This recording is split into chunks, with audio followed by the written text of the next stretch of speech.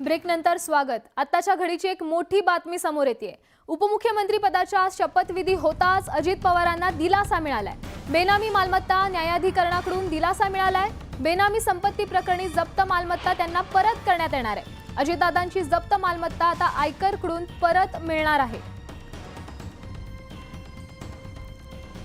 शपथविधीनंतरची ही मोठी बातमी आहे। अजित पवारांना लगेचच दिलासा मिळालाय। बेनामी मालमत्ता न्यायाधिकरणाकडून त्यांना पुन्हा मिळणार आहे।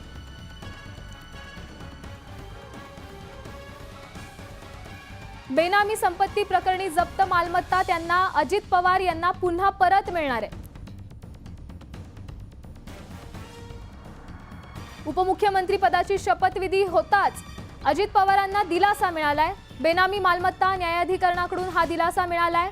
बेनामी संपत्ती प्रकरणी त्यांची जप्त मालमत्ता त्यांना पुन्हा मिळणार आहे।